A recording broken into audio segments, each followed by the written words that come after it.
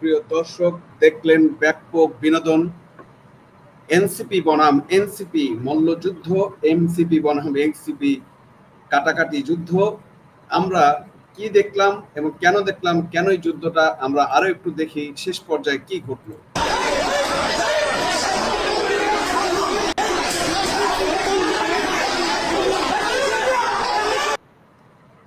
দেখলেন এনসিপি বনাম এনসিপি, তাদের ভিতরে মল্লযুদ্ধ এবং লড়াই। কেন এই লড়াই তার বিষয়ে যদি আমরা জানতে চাই, তার আগে আমাদের কিছু জানতে হবে আজকে আসলে কি হয়েছিল।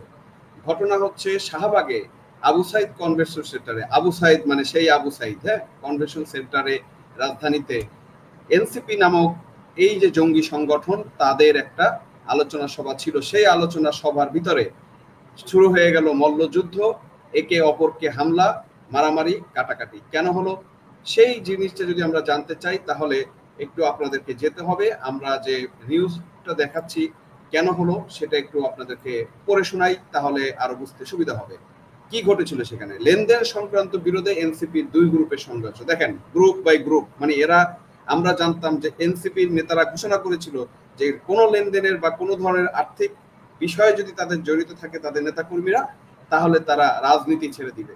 কেন হয়েছিল ঘটনাটা সেটা একটু আমরা একটু তুলে নিই। পত্রিকাটা যেটা বলেছে, আর্থিক লেনদেন নিয়ে এনসিপি দুই গ্রুপের সংঘর্ষে উত্তপ্ত শাহবাগ। শহীদ আবু সাইদ কনভেনশন হলে হাতাহাতি, একজন আহত হওয়ার ঘটনা ঘটে। রাজধানী শাহবাগে জাতীয় নাগরিক পার্টি এনসিপি দুই গ্রুপের মধ্যে আর্থিক লেনদেন সহ পুরো বিনোদের জেরে সংঘর্ষের ঘটনা ঘটে। শুক্রবার 24 অক্টোবর সন্ধ্যায় শহীদ আবু সাইদ কনভেনশন হলে দ্বিতীয় তলায় সংঘর্ষে একজন আহত হয়েছে। ঘটনায় এনসিপির অভ্যন্তরীণ বিভাজন ও দুর্নীতির চিত্র আরো স্পষ্ট হয়েছে, যা দলটি তৃণমূল পর্যায়ে ক্রমবর্ধমান অসন্তোষ অব্যবস্থাপনার প্রমাণ হিসেবে দেখা যাচ্ছে। ঘটনাস্থলে উপস্থিত সূত্র জানা যায়, কনভেনশন হলের তৃতীয় তলায় এনসিপি ঢাকা মহানগর দক্ষিণ ও উত্তর জেলা শাখার সমন্বয় সভা চলছিল। সন্ধ্যা 6:30টার দিকে দ্বিতীয় তলায় মোহাম্মদপুর ও বংশাল থানার এনসিপি নেতাকর্মীদের মধ্যে তীব্র বাকবিতণ্ডা শুরু হয়, যা দ্রুত সংঘর্ষের রূপ নেয়। সংঘর্ষে ইউসুফ নামে বংশাল থানা এনসিপির একজন কর্মী আহত হন। উপস্থিত 25 সদস্যরা পরিস্থিতি নিয়ন্ত্রণে আনেন। প্রত্যক্ষদর্শীদের বরাতে আরো জানায়, 3 মাস আগে বংশাল থানার কয়েকজন নেতা মোহাম্মদপুর এলাকায় এক ব্যবসায়িক কোম্পানির সঙ্গে 2 লাখ টাকার একটি চুক্তি সংক্রান্ত আলোচনায় যান। দেখেন, তারা রাজনীতি করেন, কিন্তু তারা ব্যবসায়িক একজন লোকের সাথে 2 লাখ টাকার একটা চুক্তি সংক্রান্ত আলোচনায় যান। তারা বিষয়টি মহানগর উত্তর শাখার শোয়েবকে জানালে তিনি স্থানীয় নেতা রিয়ানকে সহায়তার নির্দেশ দেন। অভিযোগ অনুযায়ী রিয়ান ওই নেতাদের কাছ থেকে 2 লাখ টাকা নিয়ে আত্মসাৎ করেন। পরবর্তীতে টাকা ফেরত না দিয়ে উল্টো তাদের আটকে রাখার চেষ্টা করেন। কি ভয়ঙ্কর বিষয়, চিন্তা করেন। মানে টাকা আসছে একজনের কাছে, সেটা থেকে তারা টাকা আবার না দিয়ে সে আবার বাটপাড়ি শুরু করছে। বংশাল থানার নেতারা পরে একাধিক রিয়ানের সঙ্গে যোগাযোগ করে টাকা পাননি। শুক্রবার সবাই রিয়ান উপস্থিত হলে তারা বিষয়টি নিয়ে প্রশ্ন তোলেন। এক পর্যায়ে তর্ক বিতর্কে সংঘর্ষে পরিণত হয়। আভ্যন্তরীণ দুর্নীতির দৌড়ে শৃঙ্খলার প্রতিচ্ছবি। এই ঘটনা শুধু আর্থিক লেনদেনের সংক্রান্ত বিষয় নয়, বরং এটি এনসিপির ভিতরে বিভাজন, নেতৃত্বের অনৈতিকতা এবং জবাবদিহিতার অভাবের বহিঃপ্রকাশের প্রমাণ। দেখেন দর্শক, আমরা যে জিনিসগুলো 5 আগস্টের পর থেকে বলে আসছি, এই এনসিপি নামক সন্ত্রাসী, জুলাই সন্ত্রাসী, হাসনাত আব্দুল্লাহ, এই সার্জিস আলম, তাদের টাকার পাহাড় আপনি দেখেন।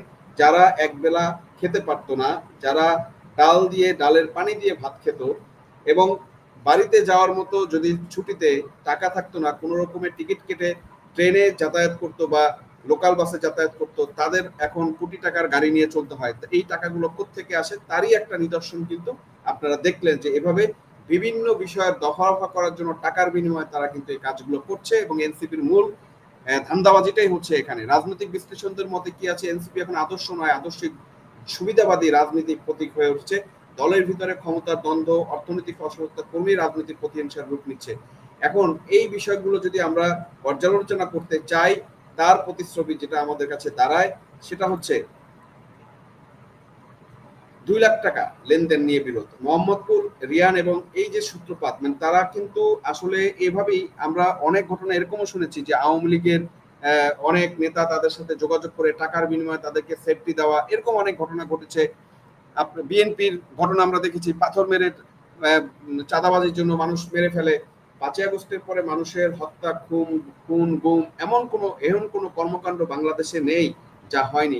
এই দল যদি বাংলাদেশকে ভালোবাসতো, এই এনসিপির ছেলেরা, এই যুব সমাজের এই যে ইয়ং ছেলেরা, তারা যদি আসলে দেশকে ভালোবাসতো, 5ই আগস্টের পরে এই দেশে আইন শৃঙ্খলা ফেরত আনার জন্য সর্বোপরি আওয়ামী লীগ, বিএনপি সবার পাশে দাঁড়ানো এবং কোনো ধরনের মব সৃষ্টি যাতে না হয়, এই ধরনের কর্মকাণ্ড কিন্তু তারা করতো। কিন্তু সেটা না করে তারা বরঞ্চ মব উস্কে দিয়েছে, বিভিন্ন সময় মব করেছে, মব করে করে মানুষের ভিতরে ভীতি সঞ্চার করে তারা টাকার বিনিময়ে এগুলো সমাধান করে কোটি কোটি হাজার কোটি টাকা কিন্তু তারা কামিয়েছে। এভাবেই কিন্তু তারা দুর্নীতিগ্রস্ত হয়েছে, তারা নেতৃত্ব সংকট এবং দলীয় শৃঙ্খলা কিন্তু এখন পর্যন্ত তাদের হয় নাই। তার মানে আমরা কিন্তু এই বিষয়টাতে কিন্তু একদম স্পষ্টভাবে বলতে পারি যে এটা হচ্ছে আমাদের যুব সমাজের একটা নৈতিক অবক্ষয়, যে অবক্ষয়ের মাধ্যমে তারা একটা সন্ত্রাসী ঘটনার মাধ্যমে শেখ হাসিনার মতো একটি সরকারকে উৎখাত করে এই বাংলাদেশকে একটি জঙ্গি রাষ্ট্রে পরিণত করেছে এবং এর মাধ্যমে বাংলাদেশকে একটা ভয়ঙ্কর দিকে কিন্তু নিয়ে গেছে।